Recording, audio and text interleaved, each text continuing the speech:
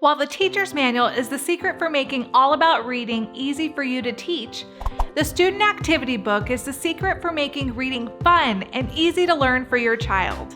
If you ask most kids, the activity sheets are the most exciting part of the book. We use a wide variety of activities to practice new words and reading concepts. You'll find activities like Wake Up the Sheep, Party Monsters, and Eat the Pizza. Even adult learners enjoy the mental break that activity sheets provide. You'll just need scissors and a stapler. Everything else is provided. Practice sheets give your students practice reading words that reflect newly learned concepts. Those words are used in phrases, and finally, in sentences.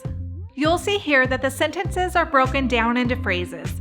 This type of practice is called phrased reading. Phrasing is important for fluency. Fluent readers are able to phrase or break text into meaningful chunks. If your student doesn't need practice with phrasing, feel free to skip the shorter phrases and have your student just read the full sentences. Over time, the practice sheets will help your student move from sounding out words letter by letter to instant recognition of the words. This change usually happens gradually, so don't expect perfection at first. Here are some tips to help you get the most benefit out of the practice sheets. Place the sheet directly in front of your student. Read across the page from left to right to reinforce proper eye movements. Don't read down the columns. Stop before your student fatigues. You might not complete the practice sheet all in one day, depending on your student's age and attention span. Would your student benefit from reviewing the practice sheet several times? If so, repeat the exercises several days in a row. On the other hand, you don't want to overwhelm your student with too much practice. It's important to find the right balance for your individual student.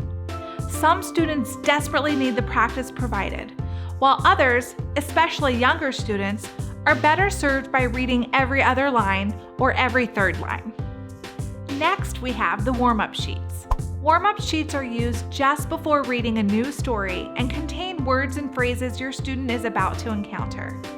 Although all the words in the stories are completely decodable, these warm-up exercises give your student a little extra practice so he doesn't start reading cold. Just as warming up your muscles before exercising is beneficial, warming up the brain before jumping right into a story helps your student be more successful. The illustrations on the warm-up sheets are used during short pre-reading vocabulary discussions. All of this helps your student make great progress, which brings us to the next feature of the activity book. Toward the beginning of the book, you'll find a progress chart. I recommend that you place it in a prominent area like a bulletin board, the refrigerator, or on the back of a door. After each lesson is complete, have your student place a sticker as a visual reminder of their progress. The next page is the read aloud record. Toward the end of each lesson, you will be prompted to read to your student for 20 minutes. This chart is simply a place to record the books that you read aloud to your student. The daily read aloud time may seem like a simple part of the reading lesson, but it's actually one of the most important components.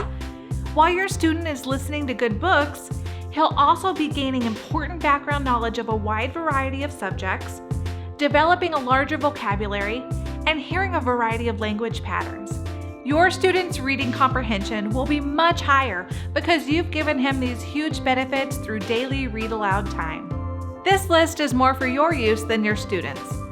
Not only is it a reminder of the many books that you've enjoyed with your student, it is also great for accountability. If you skip read aloud time, it will be obvious because of your short list.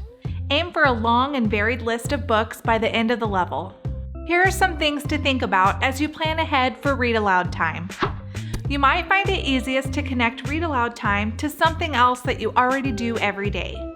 Lunchtime, recess, and bedtime are all great times to enjoy reading books together. To keep interest high, look for books related to your students' specific interests and hobbies. You can also stimulate new interests by choosing read alouds on topics that are completely new to your student. At home, turn off the TV, computer, and telephone. Clear away any competing toys and games. Have a wiggly student? Some kids find it easier to stay in one place and pay attention to what you're reading if they don't have to remain perfectly still.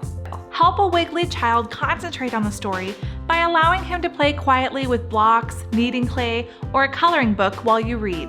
And lastly, we have the certificate of completion all the way at the end of the book.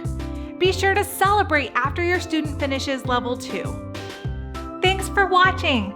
Like this video if it brought you any value, and don't forget to subscribe for more great videos. Happy reading!